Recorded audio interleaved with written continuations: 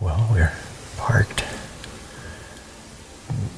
well before daylight, sipping our coffee, and as it started getting bright, we're gonna bike far into the coulees. Bike for 15 minutes and then hike for half an hour and then get deep into the coulees. But that's just not how the day is shaping up so far. It seems that in this area, the deer just come to you. So I guess we'll just wait here. I don't know what the proper protocol is. Do I step out of the truck to shoot them? Or do I just shoot them from the seat? I'm not sure.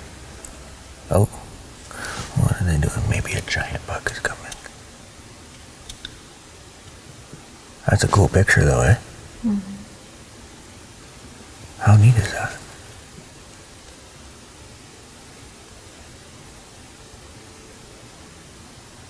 Yeah, the deer are just coming towards us. So we have not gotten out of the truck yet. It's almost sunrise. It's 9 minutes to sunrise. Normally we'd be well in by now. But I feel like there's no hurry to move, particularly if the deer are coming to us. So we're just gonna sit back, watch this sunrise, see what happens, give the deer the time to settle down. And who knows? Look at them. Here they come. They're all walking in a row straight towards us.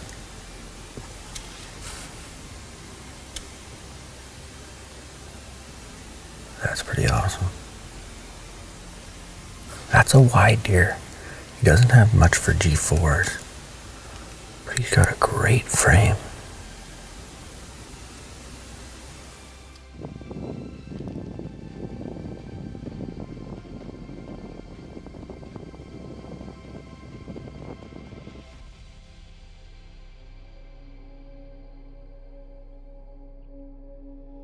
Over the past several seasons, Jeffrey Solberg has had some incredible opportunities to harvest a couple of real, true, world-class mule deer with his bow.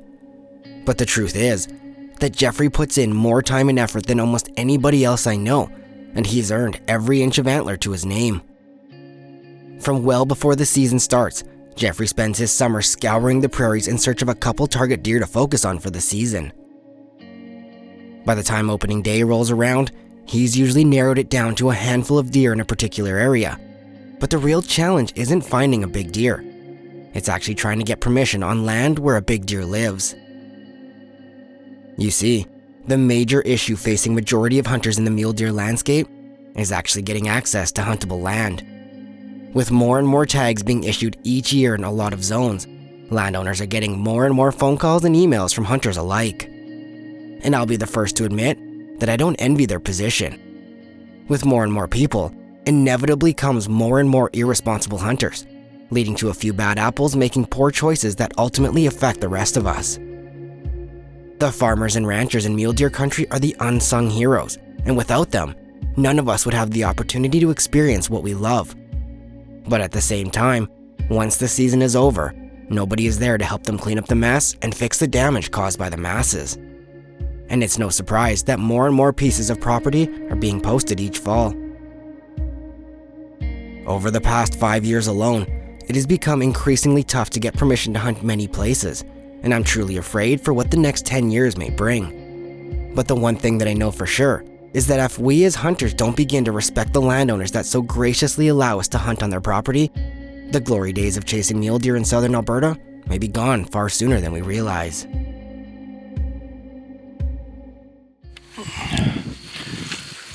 So I'm kind of on the way out here. And I stopped at glass and a buck jumped up 25 yards away. Nice 4x4. And as he ran, he spooked a couple more up. And they circled back. I'm looking at them now. 3 deer. They look like mature deer. I can't tell what they are. The heat waves are just too bad. But definitely worth circling around and at least getting a closer look at them. Fatal Impact is proudly sponsored by Covert Scouting Cameras, Vortex Optics, Old Smokes Coffee, Top Notch Taxidermy Studio, and the MD of Bonneville. This segment of the show is brought to you by Deluxe Wall Tents, built in Canada for Canadian conditions.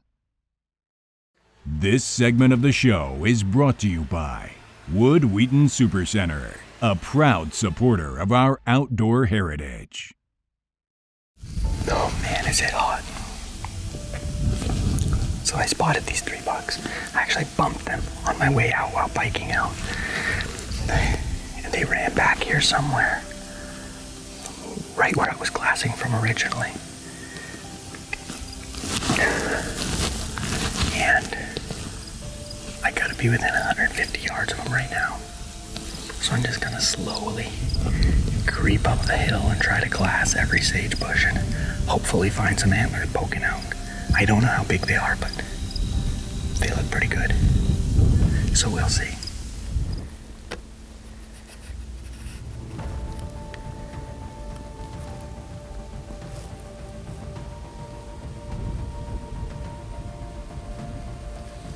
That one is really funky.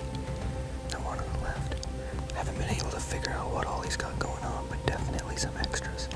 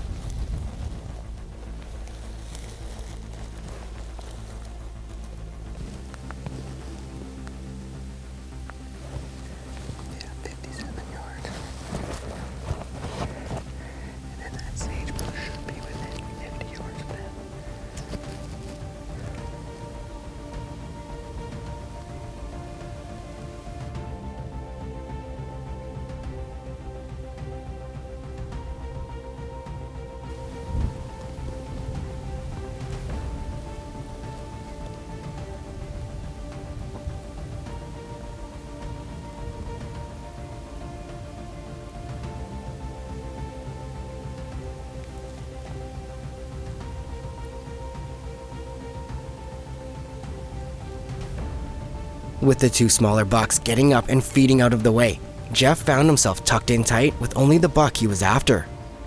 He managed to work over into a perfect shooting location and just needed to wait until he stood up and followed the other bucks.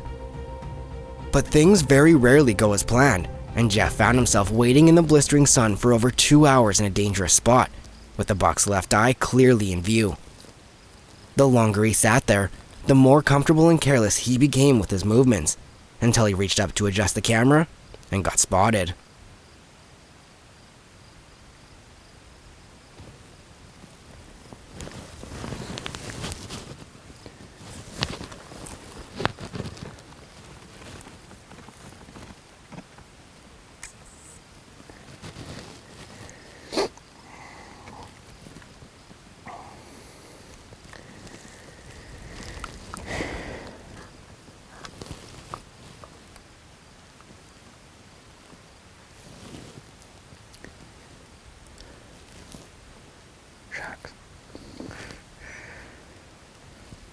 That's too bad.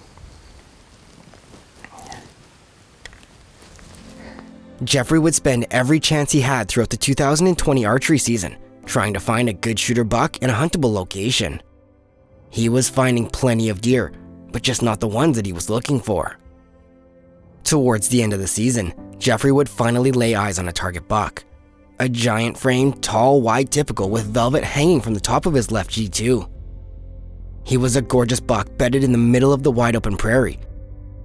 Jeffrey was able to get into a low depression and belly crawl his way into position and set up less than 40 yards away. As the sun slowly sank in the sky, the smaller bucks around him began to stand and feed, while Jeffrey waited patiently for his opportunity. Jeffrey's entire 2020 hunting season had been littered with bad luck and close calls, And not wanting to be the deer to break the pattern, the tall tined buck eventually rose from his bed facing directly away from him, and would feed straight away until he was out of range. Watching that opportunity literally walk away was a tough pill to swallow, but an even harder way to end his mule deer season. Man, what a disappointing way to end that day. That little buck, he spotted the camera and he was looking, and of course, that's right when the big buck gets up. And I could not move, couldn't draw my bow, couldn't do anything. And that buck just walked straight away. I laid there all day, hour after hour.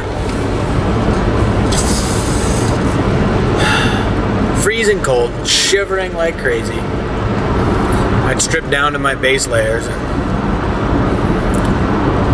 by the time he finally stood up, I was shaking so hard. A disappointing way to end that stalk, that's for sure. Fatal Impact is proudly sponsored by Wood Wheaton Supercenter, True Fire Releases, Gorilla, Black Widow Innovations, Phone Scope, and Federal Premium Ammunition. This segment of the show is brought to you by Vortex, the force of optics. With Jeffrey's season not ending the way he was hoping it would, our good friend Evan Knapp had spent the first part of his season hunting with Corey, as they tried to connect on a few different bucks in a different region. You may remember Evan from an episode a few years back where he was able to connect on a world-class 200+ inch gnarly old buck with a rifle draw. But Evan was still looking for his very first muley with his bow, and after several unsuccessful stalks over the past couple of years, they finally found a deer bedded in a spot that archery hunters dream about. And it didn't take them long before they were set up in position, just waiting for him to stand.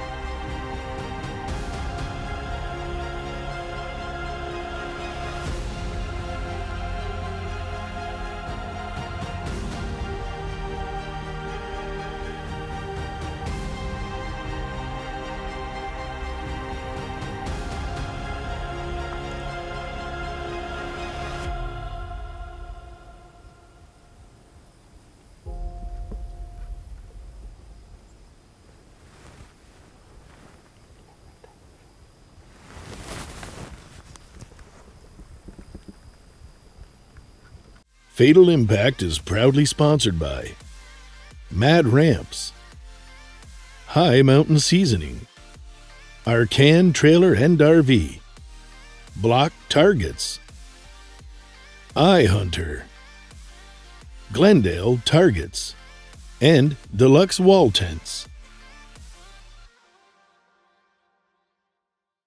This segment of the show is brought to you by the MD of Bonnyville. Lake adventures happen here.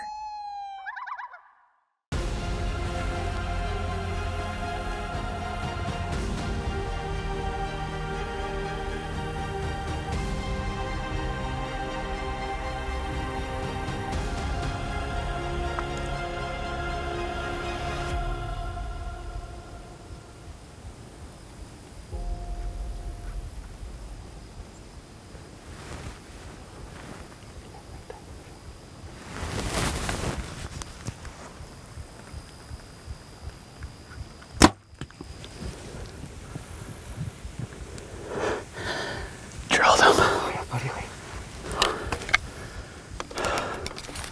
Oh, he's hurt, he's hurt. He's real hurt. Smoked him. He's pouring blood out.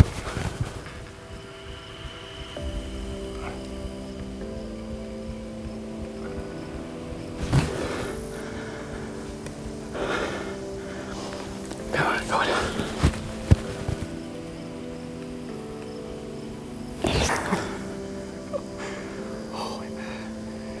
Dude, was he close? Fine. He comes out and he's looking right at us and I couldn't shoot him. I know. I have full jaw. I was waiting for him to just turn a little bit. Good old Bonnie. He's down right there. Just tipped over.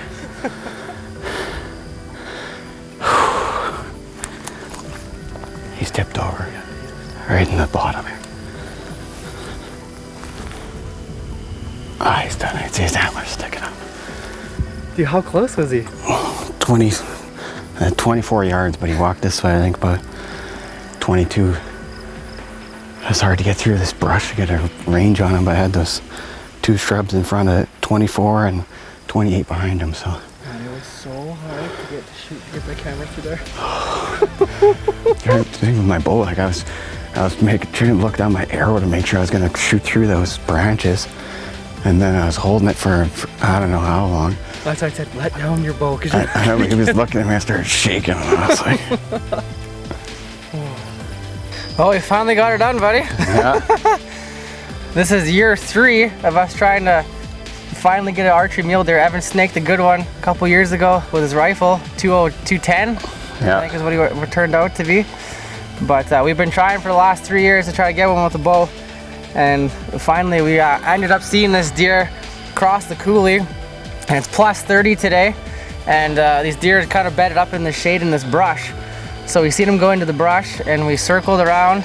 He was tucked right in there. You could only see his face in the dark hole. Could barely even make him out at all. Right down the cow trail, slipped right into 25 yards, and he had stood up once. Yeah. Right? Yeah. Couldn't get a shot at him. He was facing us and then spun around and bedded again. Yeah. Well, I thought we were going to be here for the long haul, but only 2 hours. Yeah. And he's finally stood up again.